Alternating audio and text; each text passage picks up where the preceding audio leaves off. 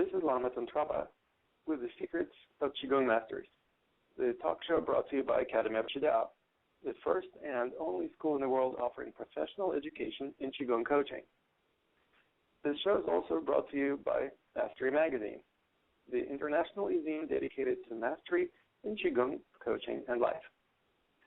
Today, I am thrilled to interview, once again, Dr. Effie Chow, an international health practitioner, acupuncturist, and master of Qigong. She's not only the founder of one of the institutions teaching Qigong in this country, but also the founder of the American Qigong Association and the World Qigong Federation. As an internationally renowned expert in Qigong and Taoist arts with over 30 years of experience in teaching several energy methods internationally, she is one of the most recognized leaders in the field of Qigong in America. Welcome to our show, Dr. Chow. It's a pleasure to have you here. Well, thank you. It's a pleasure to be with you again, Lama. I would love to talk to you today about the subject that is dear to both of our hearts, and that is how can we use Qigong as the means to facilitate the conscious evolution of the humankind. So let me ask you first, what is your understanding of what Qigong is in general? That's a great question. It's a very big question.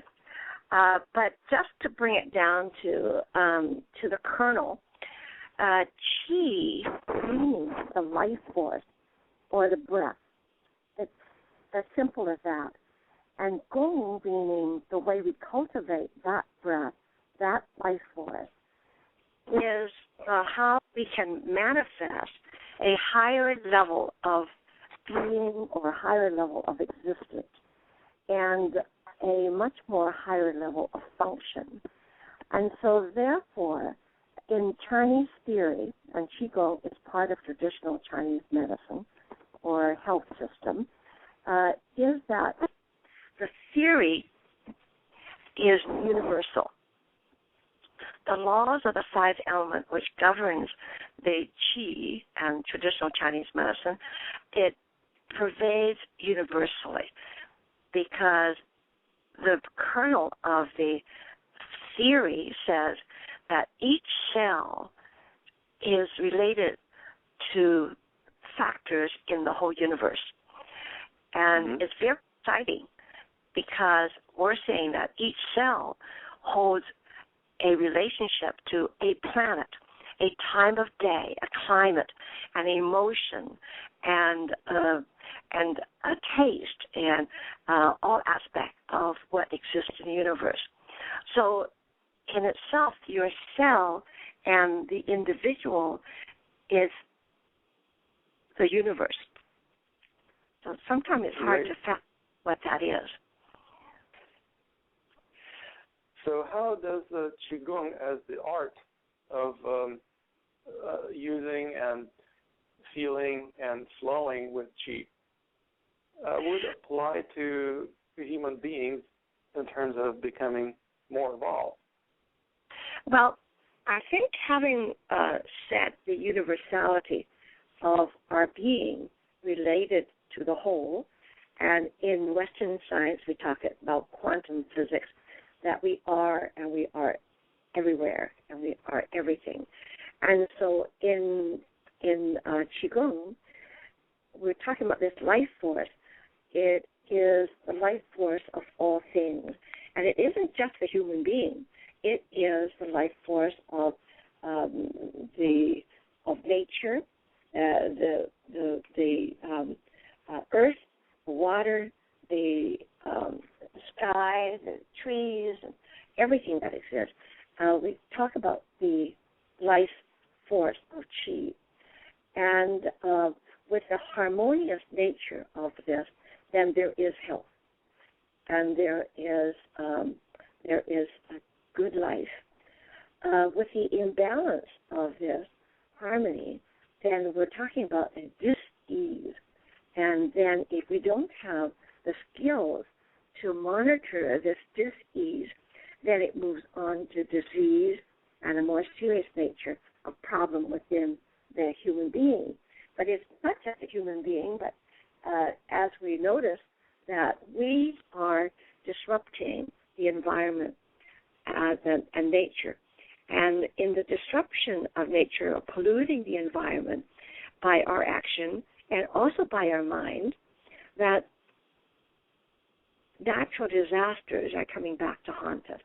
Now, there's, of course, many attitudes about that how can we as human beings create the tsunamis and all the weather changes and differences and like Hurricane Sandy back in eastern USA and all that. But the pollution and the chemicals and the warmth and the change of atmospheric geomancy, that it indeed creates great changes. So therefore, the balance of the qi that we know in Qigong is the balance of life. So we need to be conscious. Anybody who understands anything about the human impact on the global climate would agree that the climate change is causing difference in the patterns of hurricanes and also in their intensity. Yes. So in a sense, we are contributing to hurricanes and tsunamis and various other things. Yes. However, there is a percentage of people that ignores that until at its most desperate moment, and we've gotten to the desperate moments. However, there are still a body of people that don't see that at all. And this is why right now, Lama, you are aware of this shift that we're talking about, that moving from the calendar of 2012 to the calendar of 2013, there is a great movement to talk about the shift, shifting from the male masculine dominance, which has brought us to the problems that we have today, and needing to integrate the feminine side of existence. And that doesn't mean male or female. It means the yin and the yang is male and yin is female, and that we need to balance it out more, and so that the intuitive and the compassion, the feelings and the emotional side can be brought forth more than the didactic and the strict linear side of existence. And so there's that shift. And, of course, in the male, there is the male and female, the yin and yang. So, as I said, I didn't want people to think, oh, it's a female taking over. No, it's a male, female. And so, right. And therefore, we need to take a look at the spirit and the mind and the psyche instead of just the physical didacticness of existence. And right. That's where Qigong comes in, because it embodies the philosophy and the theory of Qigong, or traditional Chinese medicine or health care. It embodies the total body, mind, spirit, togetherness with the consideration of nature. We must be in harmony with nature. So it's a total approach, the whole person and a whole universe approach. And so that everything doesn't stop with our planet. We are linked with the universe. And I put out the question, is there a higher intelligence that exists? And if you look at Qigong and the possibilities or the unbelievable, remarkable outcomes that Qigong can execute in, let's say, healthcare, helping people recover from serious diseases which nothing else could work. And I'd like to give some examples afterwards, just how extremely remarkable it is.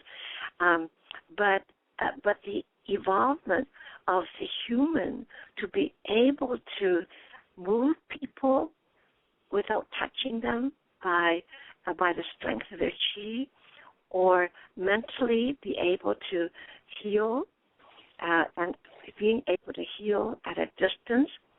So when we're talking about healing, it's not sort of just physical nature.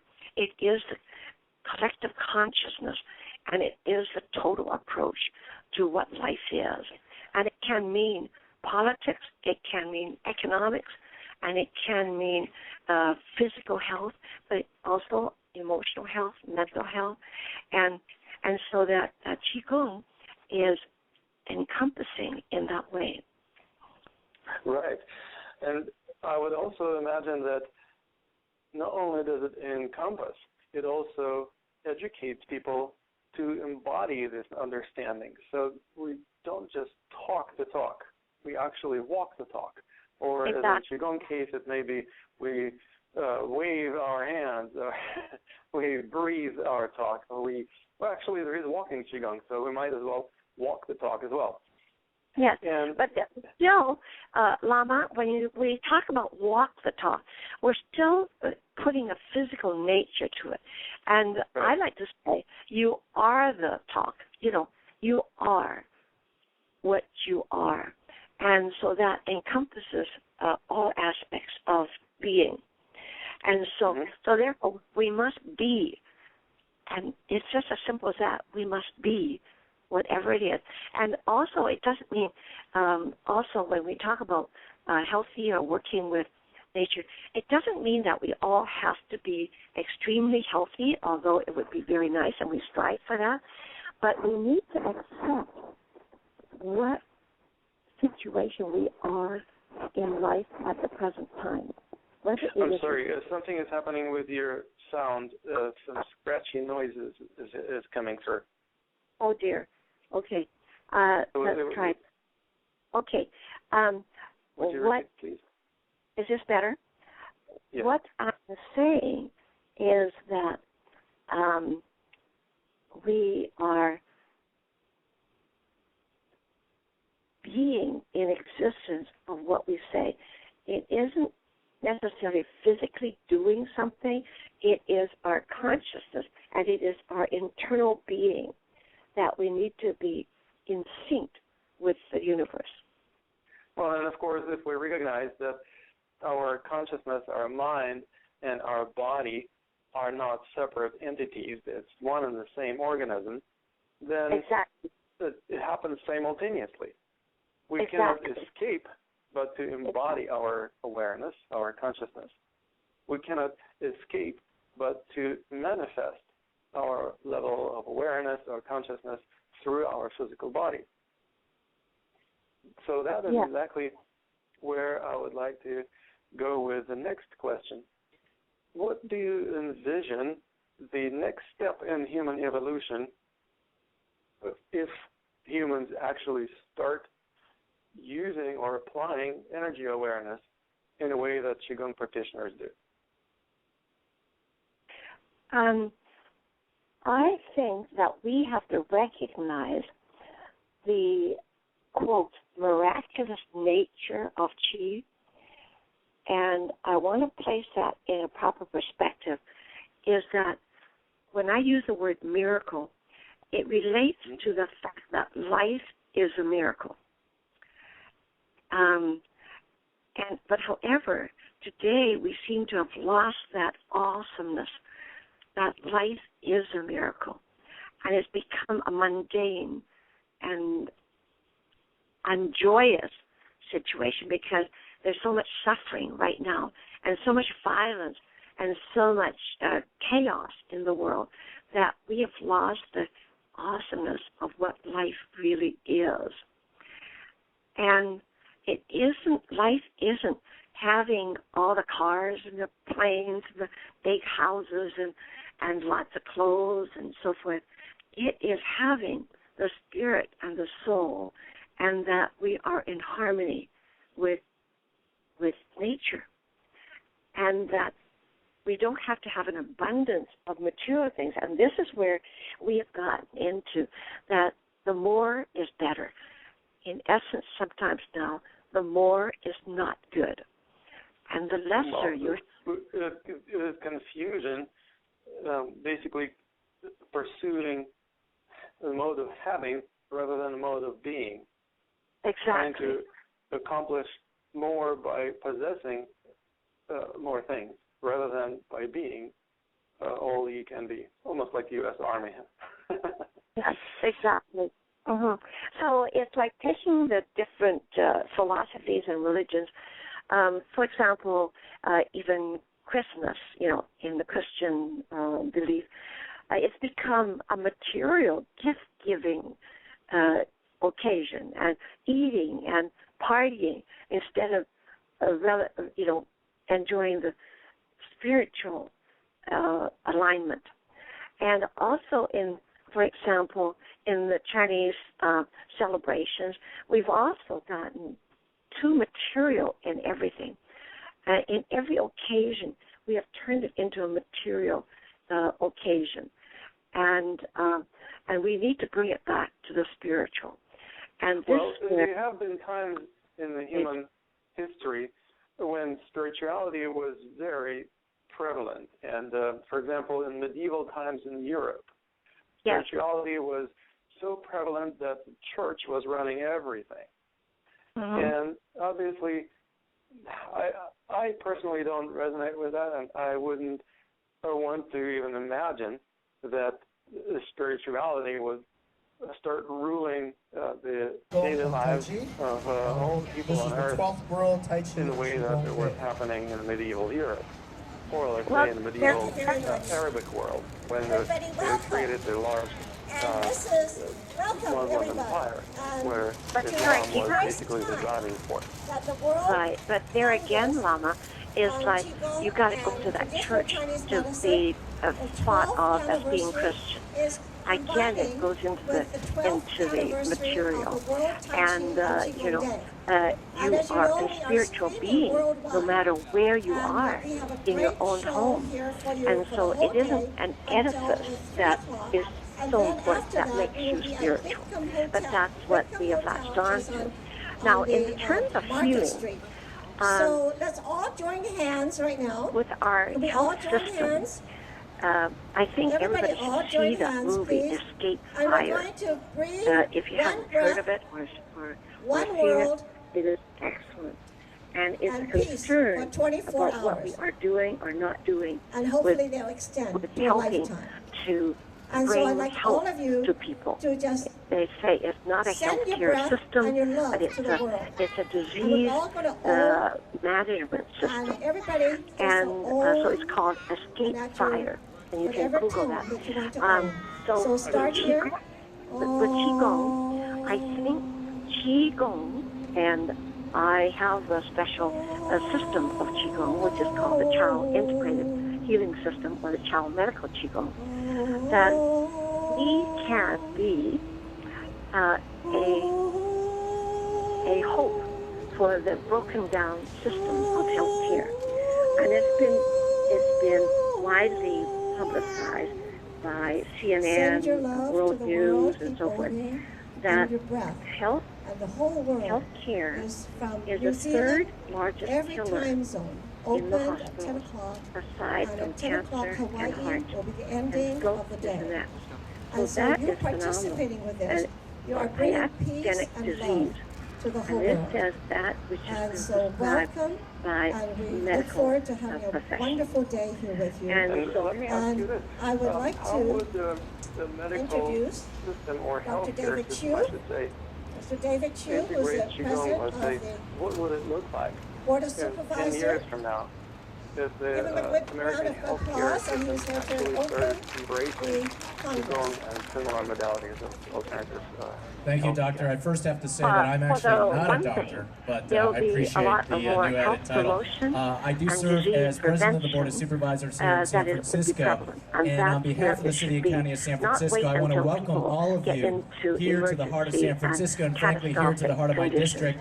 I'm glad we were able to get the sun to cooperate today, but I wanted to say that it was important for me to come here because I come from a long family of Chinese healers.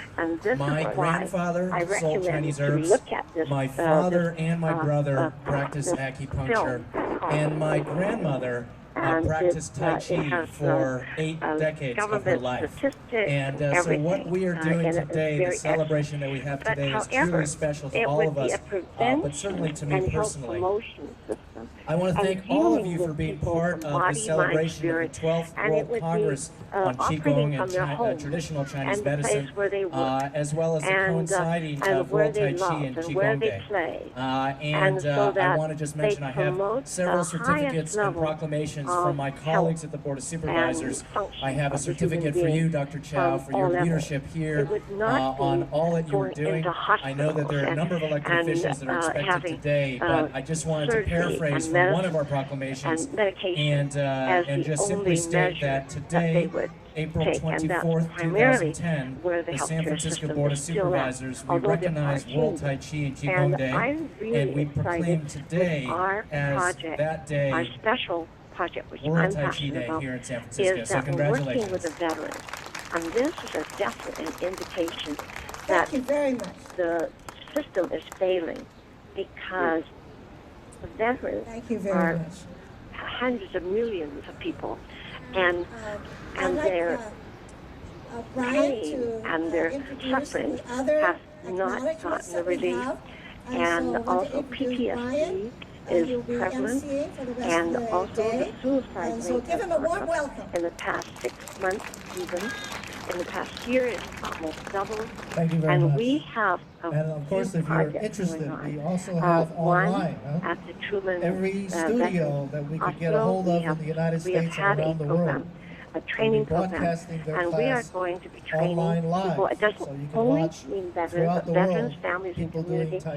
That Chow Qigong, Next, I have a letter of greetings from Supervisor Eric Marr, which says, on behalf of the Board of Supervisors and the City and County of San Francisco, it gives me great pleasure to offer greetings and congratulations on the occasion of the 12th World Congress self-care, and then turn around and be able to help others with Chow Medical Qigong.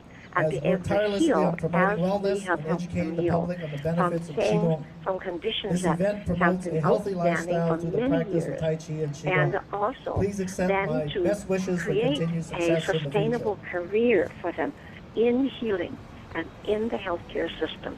Because if you look at the condition of job availability, it is a very sad crisis right now. And even university graduates are not happy. It's known that about 50% are not going to have jobs when they come out. And veterans, finding jobs for them is a real problem right now. So we're creating jobs for them in the health promotion system, such as Chow Medical Qigong.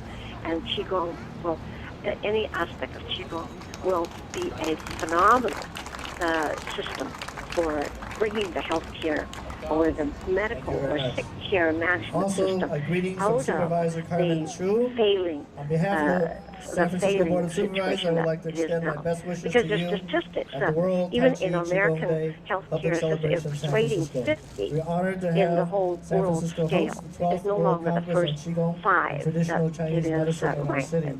As and participants so we need to turn around and be a health promotion system.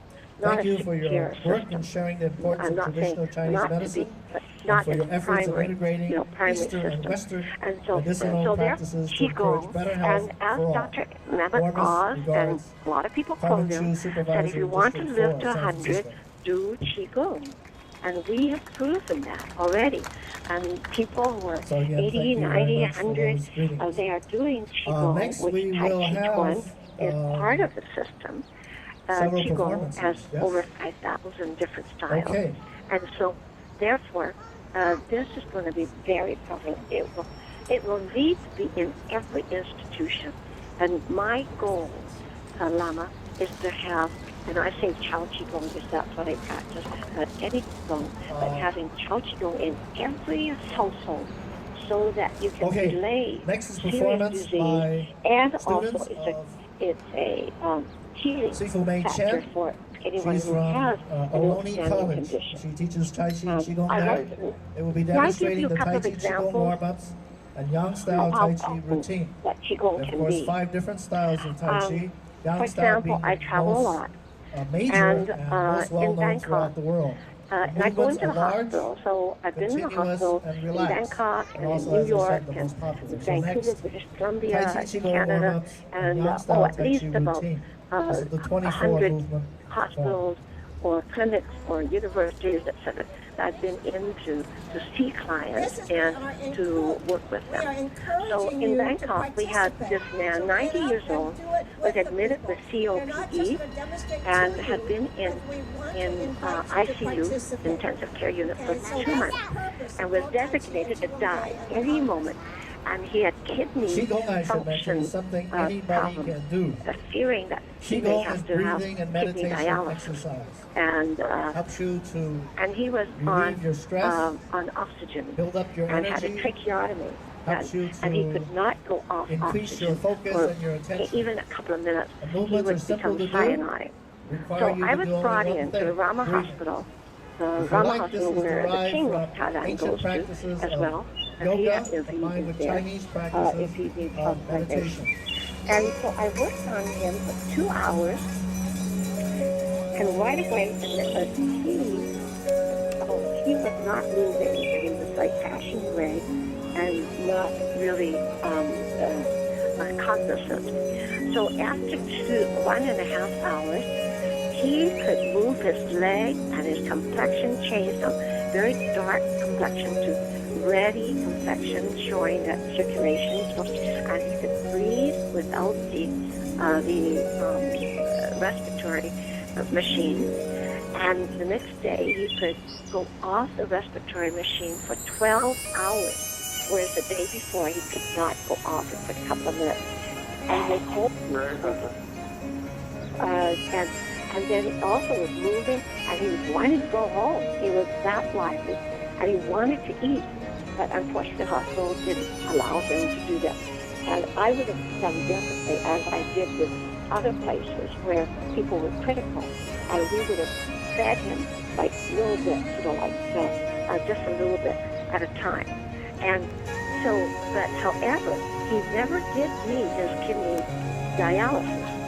And now it's August, I was there, August, September, October, November, and he's stabilized, and he's not destined to die. You know, he's not up and running because he won't allow him to get up and running. But if I had my way, he probably would be up and running right now. Okay. Well, let me ask you this. Yeah, stable. What he did in an hour and a half or 2 hours, what are the Qigong or procedures that you apply that such a miraculous recovery? Well, this is part of what Chow Qigong is. But however, Qigong, the basis of Qigong is accelerating oxidation and therefore accelerating blood circulation. And the blood provides oxygen to the cells, and the blood provides nutrients, and also metabolizing of the nutrients. You know, and so therefore, and when I work with Qi, and the master is supposed to have an acceleration of Qi so that it moves the Qi into a higher level of function, and therefore it accelerates the function of the person. Again, you're welcome to join in. So therefore, if you've got more oxygen, and this is also the situation with cancer. Qigong can be done anywhere. We're talking about the fact that if you've got more oxygen, this is why there is what we call hypothermia treatment in cancer. But Qigong is almost a natural hypothermia. And so you accelerate the oxygen. And indeed, the cancer cells do not like oxygen. And it kills the oxygen, kills the cancer cell. That's what the hypothermia does, is that it kills the oxygen, superoxidation, then kills the cancer cells. And it's directed to the cancer cells. It does not kill the good cells as chemotherapy and radiation does.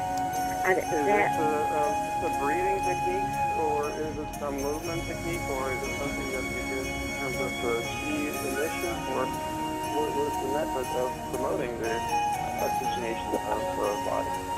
The thing is, we talk about the integration of all this. Okay? And so therefore, we're talking about Qigong. There is no separation between emission of Qi and strengthening the internal Qi of the individual. And also that, that you physically work with them, like even like artificial respiration. If they can't breathe, well, you need to get in there and physically help them to breathe, like the artificial respiration. And also, if they can't swallow, then and this is where I have developed methods, which is typical to my system, that I can help them swallow and I can help their speech, regain their speech, because there's certain particular techniques with my whole system that I work with. Okay, so first you have to increase and improve the overall 500 different styles of Qigong. Quality and health of the individual. And then you move to the specific. You cannot, like in Western medicine, if you have a kidney, you go to the kidney and try to make the kidney function better. When the rest of the body is weak, there is no way you can strengthen a part of the individual if the whole body is weak. So therefore, my first approach is to strengthen the overall. And this is where people don't see what happens between the master and the client. Is that the Qi is sort of like you're like the battery, like a car, a dead battery. But you can't just say, okay, come on, I keep tripping the key, right? It just dies and it's dead. And so you have to bring in the charger. And so the master is a charger to the client. I call them clients because they have to participate with me, not just be a abiding trial patient. And so you have to battery charge that individual who is now the dead battery or the lowered battery. And you need to be powerful. The master has to be powerful. So it isn't the technique only. It is the force behind the technique. And so when I can walk into the hospital and with a person who's got a temperature of 103 or 104, and they're on an ice bed, and then their vital signs are up and down and very fluctuating, or very high blood pressure. And I walked into the hospital, and this happened at New York University Hospital. The woman had Lyme's disease, and it went to her kidney. The complication went to her kidney, and she was on kidney dialysis. So her temperature was 104. I walked into the room, and the nurse was looking at the vitals just at that time, and it was lucky that the nurse was there. It wasn't just the parents looking, because the nurse's word is different. She says, oh my God, as soon as you walked in, her temperature went down to 99, and her blood pressure is more lowered, because it was very high. And this came from the nurse. So if a parent saw this and tried to call the nurse, well, they wouldn't be, taken so, right? And this is what happens, is that when your energy is powerful, the emanation, so that your presence is what really readjusts the whole spectrum of your vitals and your indicators and everything. And for example, I can walk into the room, and this woman, this was in Bangkok, I had a little program there, and this woman said, oh my God, I've had my migraine headache for 2 days, and people's been trying to work on me, nothing happened. So now you came in, and I came in not to heal, I came in, and we were going to have dinner first of all. And she said, as soon as she walked in, this darn migraine headache flew away. It's gone. And I feel really great. Well, and this is also something that can happen not only in immediate physical presence, but also over some distance, right? Absolutely.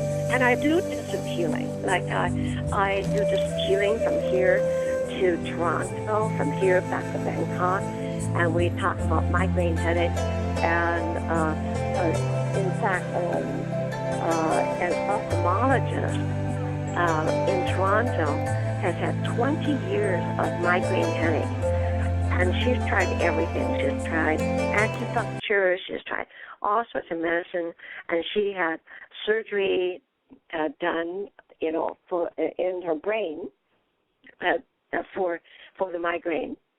And nothing worked. She still had. And so within That's 2 days. fascinating. That's the way of Western medicine. Oh, your head hurts? Well, we'll operate on it. We'll remove it, something that is bothering you so it won't hurt anymore. Right. Well, the thing is, I don't really go against Western medicine because that's all they know, and they try to do their best, but that's all they know. So I don't, kind of blame them or anything. It's just that they need further education, and so anyway, 2 days, and her headache was gone. Her migraine headache was gone. It's been a year and a half now, and she's still good. And she's from Toronto, and she took my level 1 100-hour training program in Minneapolis. She flew down every month to take the program in Minneapolis to then show. So she said, "Oh, I'm giving hugs in my office now," and she's increased her patient load again. She had cut out surgery because she couldn't do surgery with her migraine headache.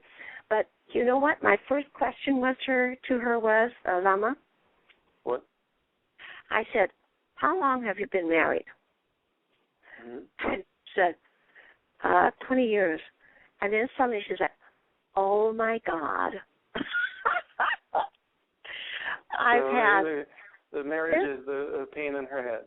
Since the beginning of our marriage, I've had migraine headaches, and no one asked her about that in her 20 years. And so right away, she says, "Oh, my God." And they did. They had it. And I had to work also counseling. And I'm a psychiatric nurse as well.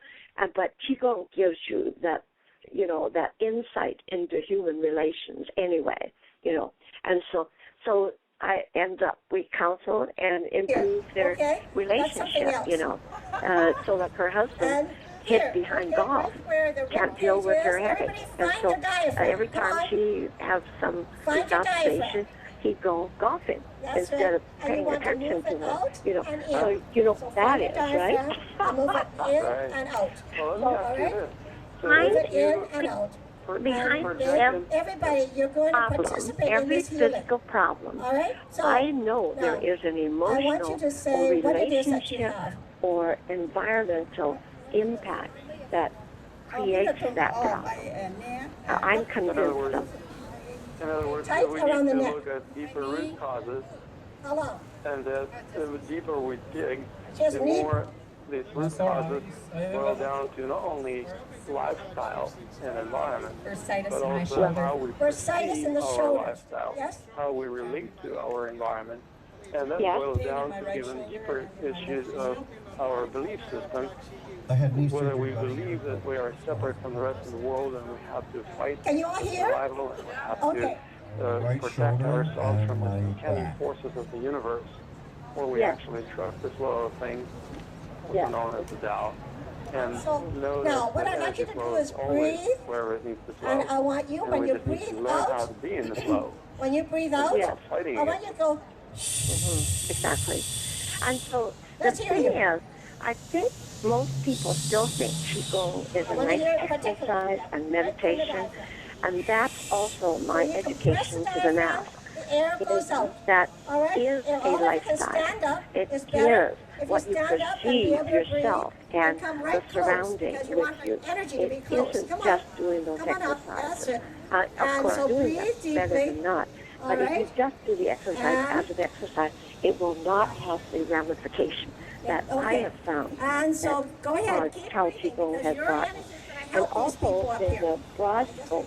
For example, Now be sure your in head the is Chow relaxed. Medical Qigong, Sure your head is not relaxed. only Move your exercise head and meditation, and just but soften I'm your talking head about taking a and your look at your body. life Just move system, it. your Just- relationship, also the financial aspect, the sexual aspect of your life, and also the politics that surrounds you. And also, it isn't so much money that you have or not, but what are you doing with the money that you do have? Because many people who have a lot of money, and I have people who are CEOs and have a house that is 40,000 square feet, and they're earning, high six figures, and et cetera, and have a plane, have a boat, and everything. And they're the unhappiest of, because they're in a mode of having, in this particular case, in the mode of having abundance rather than being abundant. Right. And they've got the image of a beautiful American family, and their children are beautiful, et cetera. But however, lots of sort of emotional roller coaster situation. So with my system of working with the individual, it isn't, okay, come do your exercise and meditation. And I create a Chow Qigong family, because a lot of people do not have families that they relate to. They might physically have relatives and people who are their blood relatives, but emotionally they're not feeding them. And, you run into that type of family too. That, you've got wonderful aunts and uncles and, and brothers and sisters, but are they really there for you? And this is what I also do, is that I have a lot of people who are from really dysfunctional families. It doesn't matter whether they're six-figure or, or five-figure or six-figure or, whatever income it is. It doesn't depend on money. And therefore, I help them create a family. And this is where the Chow Qigong, we absolutely create families. So I have Chow Qigong families in Columbia, Missouri, in Minnesota, in Toronto, in Ottawa, and they are together not as just as a group coming together to do exercise. They really care for each other, and that they really, if they're sick, they kind of go and help them. And if they need anything, like I have a person who has Parkinson's in Columbia, Maryland. And so in 1 or 2 sessions, we got him to control his severe shaking and his mincing steps. He's now running and gliding. And in fact, he just joined a competition a couple of months ago for National Rifle Association. He couldn't have shot anything. And he won the National Rifle competition. He won 11 medals out of the 13 that was available. And he had terrible shaking Parkinson's, and he couldn't walk very clearly. But we've taught them to utilize the internal chi, the chi to help them. Right. So, and I was saying that the family concept. So I got one of the other. He had to. It's going to be cold and raining and snowy perhaps in Missouri sometime very soon, and so he has to set up this little stepway to help his roadway. So I said, well, call Tim, and see what he will help you. And so I talked to him yesterday, and Tim said, yeah, I'm going to help Greg put up his steps and everything. It's just like you call your brother and say, hey, help me. I need this. And this is what I've created as a family. And if they need a ride to the hospital, they can call one of the created Chow Qigong family and say, hey, I need a ride to the hospital. So wonderful. So those are dimensions that don't really get talked about, and that's what's exciting, because you know that even though you have a good family, they're not always available to help you, right? Well, my family is far, far away, about 10,000 miles away. And love you and everything, and et cetera. And so that's what I've created. And so working with the veterans, this is what I've done, is created new family units for them, because this is one of the big things with the veterans coming home, that their family units have deteriorated because they've been away so long, and there's no adequate counseling for families to get closer together, and they end up separating. That happens to many of the families. And right. I feel very strongly about that, so that with us creating the Chow Qigong family, many of them said, oh, my God, this is the most valuable thing. It's not doing the exercises, but here I have people I can call family, that when I come, I feel I'm accepted, no matter what level I'm in, how sick I am, or what I don't know, and or what I do know, So Qigong, from my perspective, is a very broad and encompassing practice of life, not just of medicine or health. Exactly. And I would like to invite you to get really creative with me now. And I wonder if you could imagine or visualize what the human race would look like and life on Earth would look like, say, 100 years from now, if we engage in our evolution more consciously with the use of energy arts like Qigong. I may say something here that may be pretty shocking. Oh, great. The more shocking, the better. Because I think as a human race, we have our limitations, and we have not explored the ultimate possibilities of our function, and that means in all aspects. Because it is known that we are only functioning at 10% of our capability. Now, that's just not me saying, but there's been research and statistics that your brain, you're only operating at 10%. And also in the physical body also operates at a rather low level of percentage point in terms of, for example, physical strength. Well, we use 10% as kind of, and that's, you've got 90% function.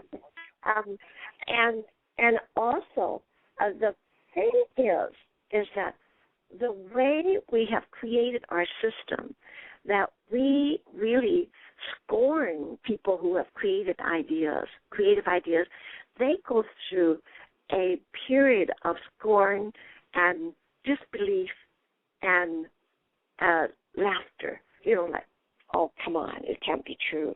Or as soon as they give good ideas, and you've experienced it, we've experienced it, you give a good idea, and right away they said, yeah, but I don't, you got to watch out for this, and it's a negative input. Instead of saying, wow, that's a good idea, we should explore what the possibilities are on a positive standpoint. Right away, our society has gotten to be so negative that as soon as an idea that isn't within your realm of good belief, they cut it down, they chop it down, and they take the negative ramifications, right?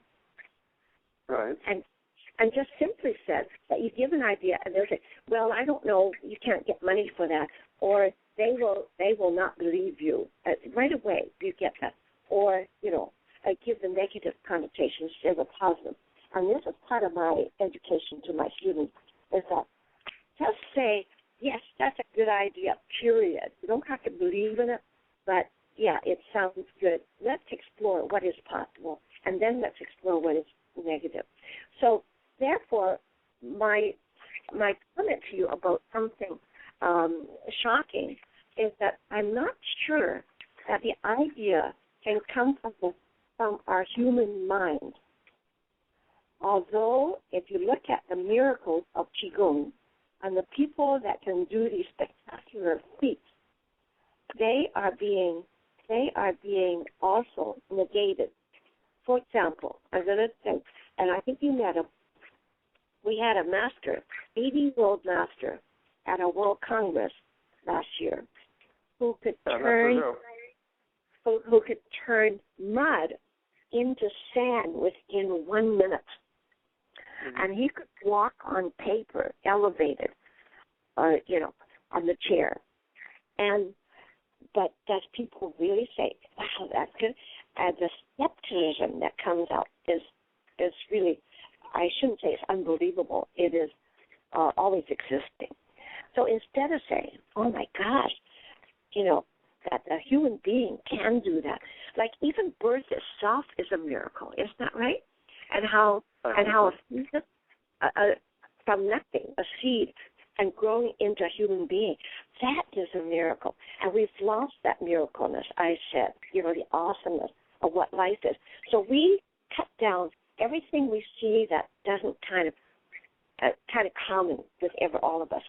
And I think we need to get into the idea that we need to listen and marvel at anything that you don't know.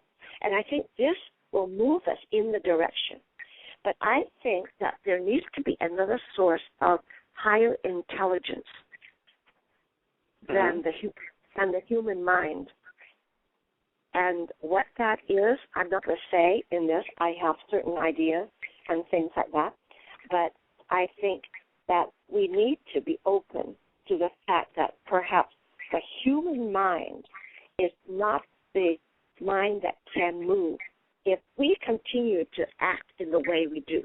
So therefore, we have to make a 180-degree turnaround and acknowledge miracles and acknowledge things that doesn't sound comfortable to us, and that, how do we know? In 10 years' time, 20 years' time, perhaps human beings might fly, and with little help. And we don't have to go into a plane to fly.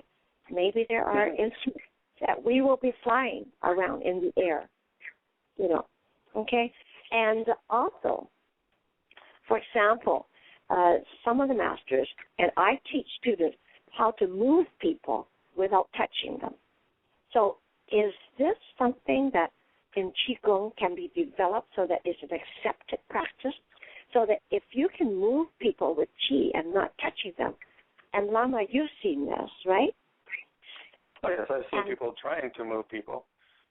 Most of the times I've seen people do that was either unsuccessful or was just a show. So in other words, people who were being moved were playing into this game and moving themselves, and sometimes would start jumping up and down on the cue. But I don't want to rule out the possibility of being able to affect objects at a distance. This is exactly what I mean, is that if we see something that we're not quite familiar with, right away we assume that it's a trick. We assume that it is, something that is not real. Instead of saying, let's take a good look at this. And there's a good documentary that what is it? That National Geographic talk about the science, the sight science, and it's a great. It's still on YouTube, and it measured the impact of trauma to the individual by martial artists versus a car impact. And it shows that the individual made more impact on the person that they are impacting than the car did. And of course they did it on a dummy. So they had, but it is a National Geographic a documentary that talks about sight science. Okay? And that would be I'm a martial artist myself, so I'm very familiar with the ability to create a high velocity impact on the body of the opponent or on the target using the martial art techniques, whether it's a punch or a kick or some other techniques. But the idea of moving people at distance who are not willing to be moved is slightly different. I have done it myself. And the course, way that I have done it was... Witnessed it. Of course, if you haven't witnessed it and you haven't experienced it yourself and you haven't learned how to do it, and this is your first exposure, of course you're going to be skeptic about it. But what I'm saying is that people are always skeptic rather than inquisitive about what they don't know. And that the funny thing is that I'm not a skeptic, because I have personally experienced the effect of other Qigong masters on me at a distance. And I can also produce the effect at a distance myself.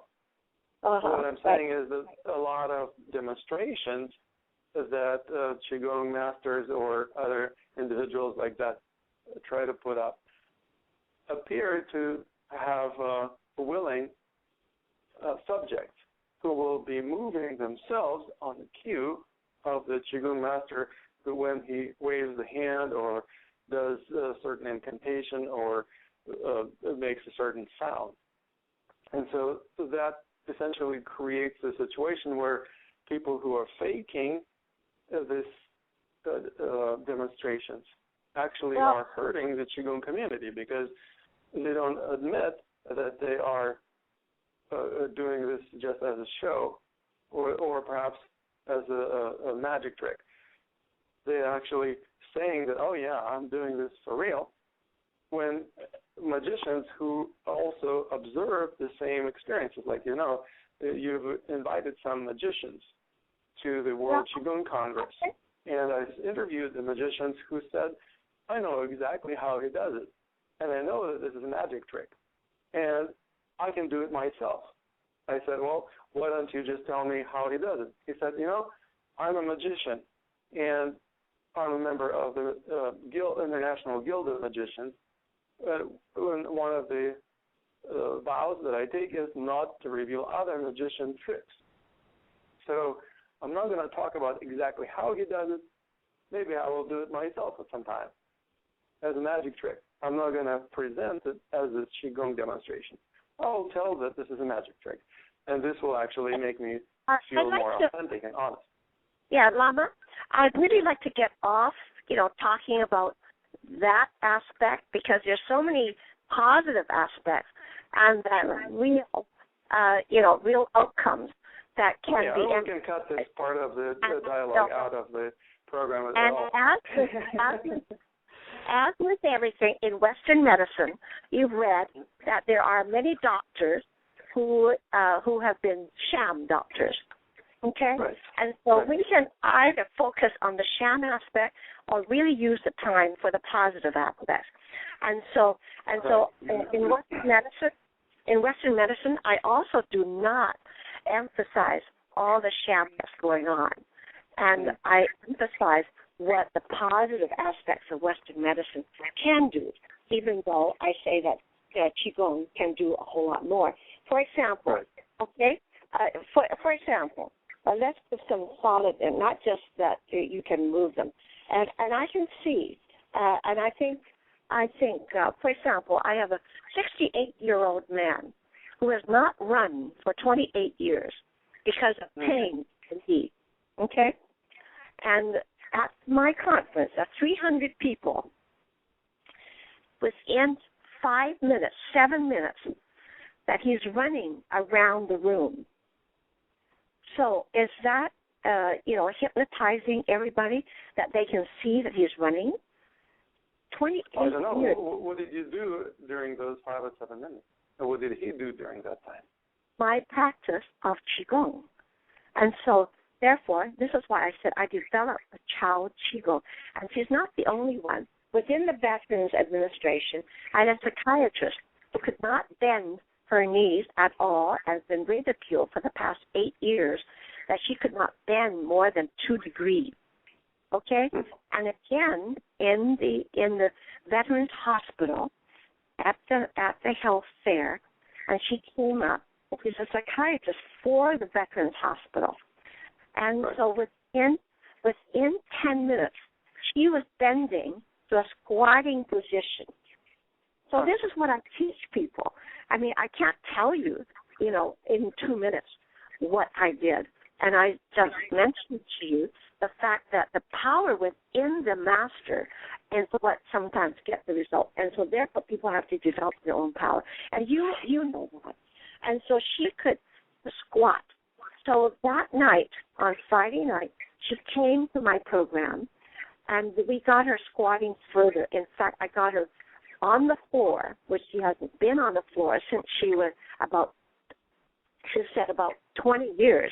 She hasn't been on the floor because she couldn't get on the floor. And she rolled around, and it got my 60 people in my workshop rolling on the floor as well. Okay? Wonderful. And so what has rolling on the floor got to do with Qigong? Everything. I teach rolling on the floor in my Qigong program. It has everything to do with Qigong. And so therefore, letting yourself loose, letting yourself be with the Qi of the universe. And so I had everybody, 60 of them, old people, young people, all rolling on the floor. And this psychiatrist is now still doing that. That was in October. And so she's been doing Chow Qigong every day. And she said she has never felt so good for at least 15 years. Okay? And so, and I know other Qigong masters could probably give, good incidences like that. But what I'm saying, Lama, and it's indicative here, that when you talk about these kind of, quote, miracles, that in 10 minutes, somebody 28 years is running. And he's not the only one. And I have frozen shoulders, for a year up to 30, 50, 40 years. And in 10 minutes, we get the arm up and no pain and a full range of motion. So this happens all the time, not just once in a long while. And so, but however, many Qigong masters, and I myself, hesitate to say this. It's just like I said this about the man, 28 years, and you're saying, well, what did you do? Well, I can't explain it in one sentence. It's doing and shedding Qi and working with a particular energy meridians that I feel needed to be opened up or others that need to be closed up, and therefore can facilitate the movement of the Qi and unlock the knees and relieve the pain, Well, whenever people ask me similar questions like, what have you done or what did you do on the such and such occasion, I have a very simple answer in one sentence. I say, it's really not a matter of doing, it's a matter of being. It's a matter of being who I am and being in the flow of Qi and providing the example, because people usually don't have the role model or the example, the living manifestation of somebody who actually is embodying being in the flow of Qi. Yes. This is why earlier I said it is a matter of being. Okay? Yes. I said it's a matter of being at all levels. At all levels. And so, however, if you're the Qigong master and you're getting these kind of results, I feel they need to be able to explain. But it isn't asking and needing to explain in one sentence. And they can come to the workshop and see and experience it themselves, Okay? Right. That's when you're going to get all this skepticism dispelled. And even when they experience it, it'll take them many times of experience before they will believe. I don't believe anything I feel in one time. Other Qigong masters, I have my tongue in cheek too. We had a Japanese master who was part of our World Congress. Okay, early, and he was throwing his students, but he couldn't throw the new people. So I said the same thing as you did. Well, the students know if you do this, they'll flip that way. If you do this, they'll do that way, etc. But I think that's an unfair assumption, and so I don't say those things. And so, however, I can do it with people that I just met. Right. And that's crucial. Yes, that's it is. It is. And exactly. I also imagine that there's a level of mental preparedness that the person would need to experience in order to have such miracles happen in their lives. Well, the way that I look at it is that people heal when and to the degree that they're ready to heal. Well, I think there's two things here. One is the power of the master himself or herself. And the other, the more powerful internally the master is, and then they can be more effective to people who knows less. But the less powerful the master is, then the person they're working on must know more. And so to let the chi exist. See, I meet people, like going into that hospital, and I had somebody else in another hospital in Bangkok that I went to see, brain injury for a year and a half. And he was totally, disoriented and so forth. He was in ICU, and I went in there. I had never met them before, none of these people, my first time to Bangkok, and the ambassadors brought me over to work with the ambassador group and the friends and families and et cetera. And so I walked in, and the friend who's been his caregiver all these 2.5 years, it's really, I really feel for him. I mean, he was such a vital young man,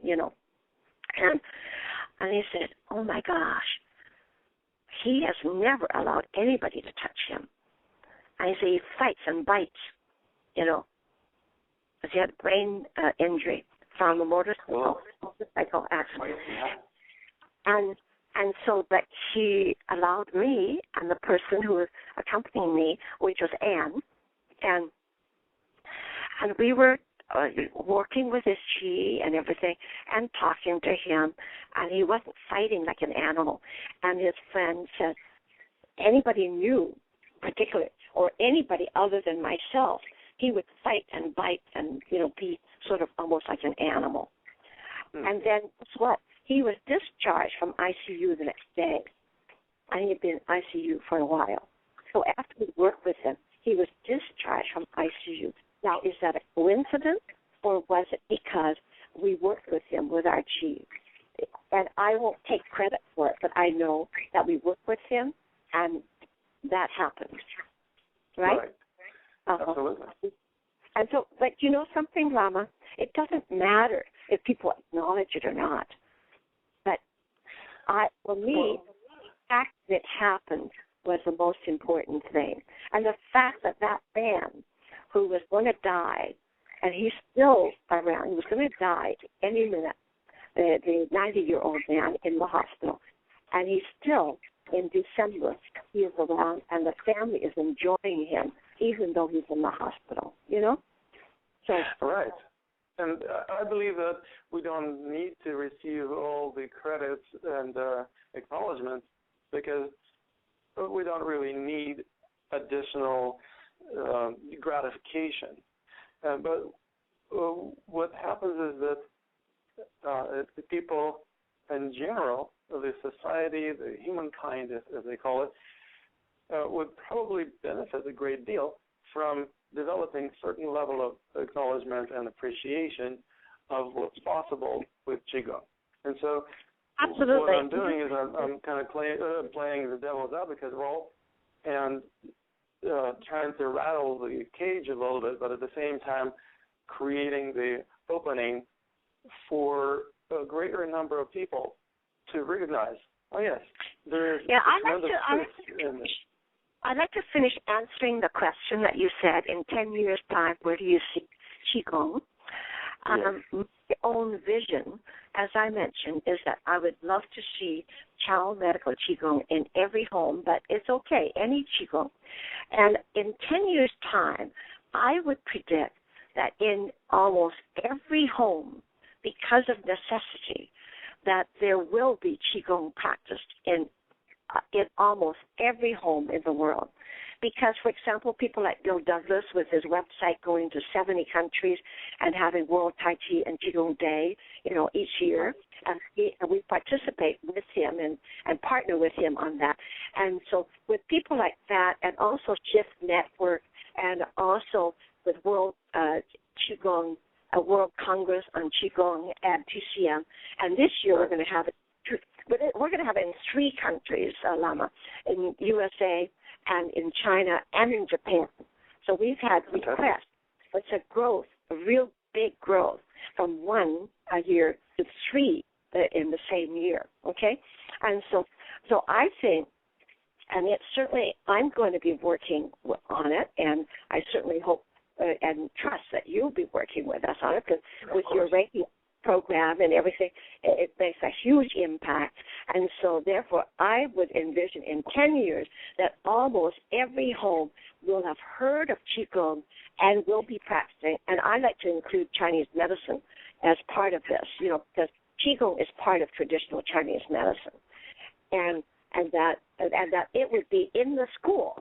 It would be in the schools that they will find that it will facilitate the brain and the learning of the children, and also